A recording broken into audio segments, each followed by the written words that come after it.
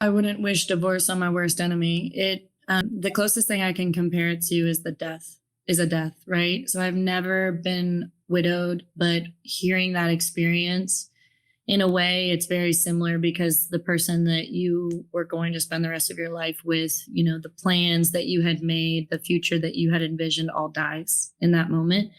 And in an aspect, it's kind of hard because they still walk around, right? And they're no longer your person, right? So then you have to relearn how to perceive them and how you interact with each other. So it was very dark. And I think it was a grieving process that I needed to do on my own. I didn't really bring my family and friends into it until it was really far along.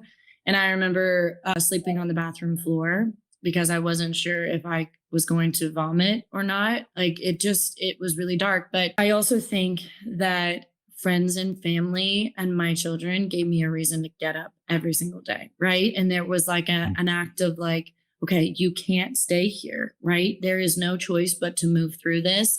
And I remember I walked in to the divorce attorney's office and I sat down and we went through the paperwork and he got up and he left. And as I got up and left, I walked out in the cold and I remember it was a freezing day in January. It was cloudy, similar to today, but no snow. And I glanced down at my phone and one of my really good friends texted and said, "Rachel, embrace this as a new adventure." That's all it said. And so then I started changing my perspective, right? Like I could define my future exactly as I wanted it to look, right? And I could make the decisions that worked best for me and my boys, and I could make my own money.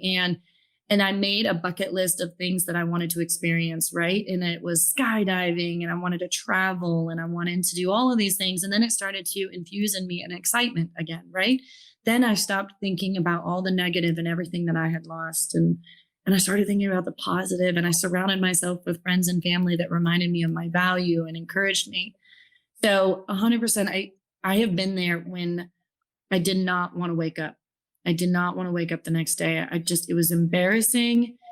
It was lonely. I felt so unworthy and unloved. And, sitting here today, I'm so grateful that I made that decision to get up every single day for my children and for my success. So if you're going through that, just know that you're not alone.